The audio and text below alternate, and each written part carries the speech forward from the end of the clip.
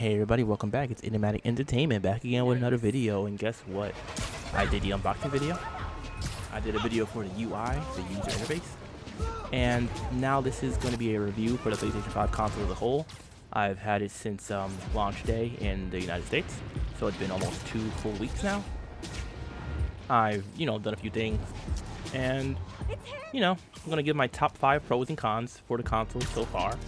And just go over briefly a few of the problems technically that I've come up with and my workaround for them that I've tried out if there are any for the problem at hand. So,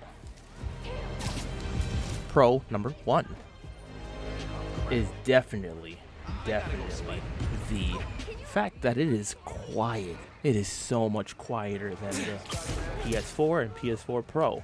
No pun intended, but that's number 1 pro, It's quiet as a mouse.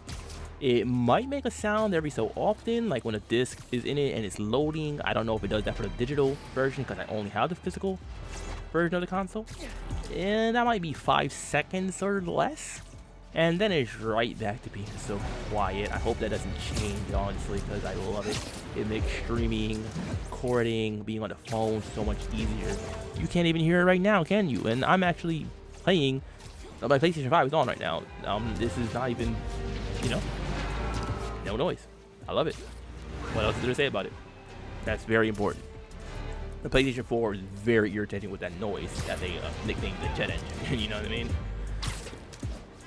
Con number 1, that low SSD space is just too low. 825 gigabytes when the PlayStation 4 had 1 terabyte. Granted, a hard drive is different than an SSD, but still. Only 667, I think, gigabytes they said when you have that are actually usable, because the rest is for the operating system and other pre-installed apps and whatnot that you really just can't get rid of. So that runs up pretty quick. This game is about 39 gigabytes, and that's after I did the patch. It might be up more if they add any DLC or any more updates. And that's just one game. That's not even a PlayStation 5 exclusive or anything like that, or like a really full title. It's just a standalone title in between 1 and 2. So yeah, need more SSD space. We got to see what happens with the custom SSDs that Sony said they were making for the PlayStation 5. But for right now, definitely low space, but there's not that many games out anyway yet, so we'll see what happens, and we'll see how they're priced and how they work and everything like that at a later date. So moving on is pro number 2, the improved loading times. These things are freaking nice. Do you want to see how fast I can fast travel? Let me just go. Let's see how fast I can fast travel. How fast can a Spider-Man fast travel? Oh, wow, look at that. I'm done. What was that? 3 seconds or so? You can judge for yourself. The previous Spider-Man game was what, like closer to 10 seconds maybe for fast traveling? And that's ridiculous because you fast travel a lot. That game is longer, and there was even more collectibles. So getting all those collectibles was a hassle. Trust me, I think I got all of them on both games, actually. Very much quicker here, for sure. That load time, I want to see it in use on the newer games and other PS4 games as well. I'm hoping that they continue to keep this up and make everything fast, because so much time is wasted. So much time is wasted on load screens. I can't stand it. I might even go replay some PS4 games just because they load quicker and I can get through them faster and less irritated by loading screens. Con number 2, the paltry, pitiful, pathetic, minimalistic, low quantity of games PlayStation 5 exclusive launch titles. Spider-Man does not count. Does not count, guys. Assassin's Creed Valhalla does not count. These are PS4 games with a PS5 upgrade. Just like Borderlands, just like Cyberpunk is going to have, just like Ghost of Tsushima is going to have, just like a lot of PS4 games are going to have upgraded PS5. That doesn't make it a PlayStation 5 exclusive or a launch title. I'm talking about, games like the Ratchet & Clank that's going to be out next year, so on and so forth. Picked up another crime. Not many launch titles. I can't even name 5 off the top of my head that are PlayStation 5 exclusives. So yeah, that kind of sucks considering that, a lot of us either got or are trying to get consoles already. And that's a problem because I don't have any new games to play on my new console. I'm basically replaying old games and remasters. Like, kind of sucks, honestly. But hey, pro number 3. This backwards compatibility with 99%. What did they say? 99.9%? Because there was like 10 games or less PlayStation 4 games that weren't compatible. That's pretty dang good considering they said there's over 4,000 PlayStation 4 games or something like that. They said some crazy number. That's pretty dang good, and obviously I don't see any reason for it to not be a pro because there's more games to play. Especially, like I said, with this lack of PlayStation 5 launch titles. Very good. Very good. I'm looking forward to playing some of these PlayStation 4 games over with the console being quieter and the load times being better and this performance mode with a 60 FPS or the 4K and the blah blah blah blah blah. You know, all that stuff. You know what I mean? Con number 3. The price. Okay, now I'm pretty sure I'm going to sound like a broke boy here, but yeah, $499 plus tax for a PlayStation 5. Yeah, for people with a low income or, you know, no income or like on a budget, a strict budget, that's a wallet biter. Especially with the fact that the games went up from 60 to 70 for first party titles, you know, like the new Spider-Man and stuff like that. This is gonna suck. It just does. The digital version, of course, is $400 rather than $5, but still, I feel like both versions could have been like $50 a little cheaper, and that would have, you know, overall that would have been a little bit better because, you know, not all of us just have expendable, you know, funds like that. You know, just thinking about the broke boys and whatnot and broke girls out there. You know what I mean? It's rough. You know, we're in a hard time right now with, you know, what's going on. So hey. Now another pro, the DualSense controller. This controller is nice. I like it. Besides the color scheme, it's pretty dang cool. It has a built-in microphone, which you can mute by pressing that button below the PlayStation button. That little button right there, it lights up. You gotta click it. Mic unmuted. Mic muted. Pretty dang nice, honestly. I like it. I like it. You know, I'm a privacy person, you know, when it comes to this kind of stuff, so definitely want to use that mic. In case you guys didn't know how to do it, once again, you just hit the button down there, and it's muted, unmuted. Make sure that it's glowing orange. That means it is muted. The controller has haptic feedback, which is pretty nice. It seems like a rumble feature, but like more advanced and more variety in the types of like rumble and feedback that you get. I don't know why they didn't call it the DualShock 5. It's called the DualSense, but hey, whatever. It's still a pretty decent controller despite the color scheme. It's a little bit bigger than the PlayStation 4 controller, but it still fits in my hands quite nicely, and it's very comfortable to play. Look at all this swinging I'm doing. It's kind of ridiculous, but I still feel pretty cool. So yeah, controller gets a thumbs up from me. Another con. It's not backwards compatible with PlayStation 1, 2, and 3 games. And yes, I understand. Enigmatic Entertainment, that was just a rumor. Well, hey, rumors can still be cons because this is something that they should have done. What reason is there to not just put that extra time and effort in? There's PlayStation 1, 2, and 3 emulators on a PC that work. Why should people have to emulate the games when they can just play it? I feel like Sony is losing out on some extra money and satisfying their fans, the consumers. I mean, hey, I still have PlayStation 1, 2, and 3 games, and 4. So, you know, not a lot, but got a few. So, hey, that would have just been nice. But, like I said, I know it was just a rumor. I don't think Sony ever said it. I think it was just some people in the industry that weren't working for Sony, but kind of had like ideas or something. I don't really know. But regardless, it's a con because they should have just done it. It was backwards compatible with the PlayStation 4, so why not? PlayStation 2 was backwards compatible with 1, and 3 was backwards compatible with 2. 4 was not with 3, so hey.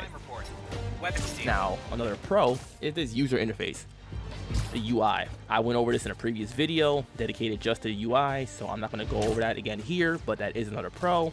Go check out the video, link is in the description, but suffice it to say, it's pretty good, snappy, responsive, haven't noticed much lag or anything like that, pretty quick to get around, has some interesting features, just a bit of an upgrade, not too much so far, but am looking forward to updates to make it even more of an improvement. Another con, this size, this thing is freaking big, heavy, and bulky. Yes, this thing is heavy. Did you see my unboxing video? Once again, link in the description box below for that as well. It is heavy, it is big, it takes up a lot of space. I cannot imagine. My problem mostly is traveling with this thing. If I have to travel with this, I'm not going to like that at all, and I'm sure people out there that might have to move or might have to go visit somebody and want to bring their console with them because they're going to be on an extended trip or anything like that are going to agree. Don't want to have to bring this thing through TSA, on a train, on a bus, or even in the car, having to pack and just don't look forward to that. Not fun at all. Of course, this is, and also the faceplates. A lot of people don't like the faceplates. They don't like the color scheme or anything like that. It's just not very aesthetically pleasing to the eye. Now, you can say this is a more minor con, but overall, this is still a part of the console that Sony has taken into consideration, and it is what it is. Now, they have said that the fan is bigger, I think, and that's why it's quieter, but that's also why the console itself is bigger. And if that's the case, then fine, but still, you couldn't find a way to make it smaller still a little bit. The digital version is, of course, a little bit smaller and lighter because it lacks a disc tray, so it probably also makes it a little bit quieter too, but that's not worth giving up a disc tray for. So yeah, and it doesn't make the console that much lighter, honestly, because the disc tray isn't really that heavy. So as far as I know, I mean, hey. But yeah, those are my top 5 pros and cons for the PlayStation 5 so far. Once again, we gotta look forward to updates and new games so we can have more information and more time to experiment with it. It hasn't even been out for a full 2 weeks yet commercially. So, hey. Now, overall, I'd say it's a pretty dang good console so far. And the pros outweigh the cons.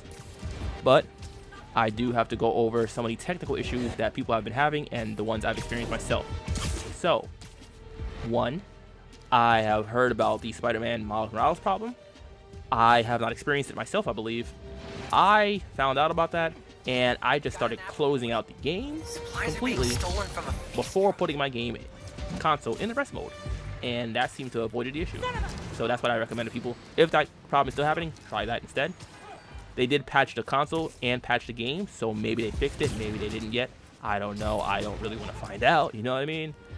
Another problem is I cannot move my video files from my PlayStation 5 to my flash drive. I don't know why. It gives me an error, says it cannot copy. I've looked into this. I don't know what the problem is. I might have to use a whole different flash drive, but that's still a problem because I shouldn't have to go buy a whole new one when this one worked on my PlayStation 4 Pro just fine. That seems to be a kind of bit of a flaw right there and something that might have been mismanaged. Maybe they fix it in an update or something. I don't know, but for now, who knows? I guess I'll just have to try a different flash drive or something. Third, there is a problem with the console breaking. I believe when it comes to certain issues like rest mode, my console has gone into rest mode a few times and had trouble coming out of it. And that was, for me, I pressed the power button and manually turned it off. After holding it for like 2 or 3 seconds, it turns off because the console would like flicker and it wouldn't really come on properly. It'd be a black screen, just flickering lights like it crashed or something. And this started happening, I think, after I first got that update last week, which is weird because I thought that would fix these problems. But it's happened a few times since then. And I think it might be related to having an external hard drive connected, I believe, because I do have one with my PlayStation 4 games, and it always has to repair. Like, the external hard drive has to repair afterwards, so it is usable again, which just takes a few minutes, and once again, it's just a waste of time and needs to be fixed so this doesn't keep happening. Last but not least, there is the problem with the wireless controller not charging, and I believe that was because of the front USB port, and I've heard that plugging it into the back USB port does fix the problem. And also I heard that that might have been fixed with the recent patch that they had for the PlayStation 5 because Sony was very vague with what the console patch was for, but allegedly it fixed that issue. But if it's not fixed, then you're going to have to use the back USB port, I believe, to charge the controller until then, until there is a patch for the controller and console that fixes this issue, because the controller would not charge in rest mode. A few times I've woken up left my controller charging and completely like dead battery dang near, and woke up to like no charge like at all, pretty much. It just would still say low battery, and it got very frustrating. Heads up. Hopefully that software patch fixed it though. You know, I'm gonna plug up my controller right now, and we're finding out about that because it is definitely low battery right now. But anyways, guys, thank you for watching. That is my PlayStation 5 review. That's what I think about the console so far. Keep in mind, it hasn't even been two full weeks yet. What do you guys think about the console? Leave it in the comment section below. Check out links to my other PlayStation 5 videos in the description box below. Click the thumbs up button if you like the video. Share it with a friend. Of course, follow the channel on Twitch, Instagram, and Twitter. And of course, if you have any questions or comments about the PlayStation 5 or any games, you know, feel free to leave it, and I will be responding to you guys as usual whenever I get the chance. And as always, this is Enigmatic Entertainment, Enigmatic Reviews, PlayStation 5. I'm out.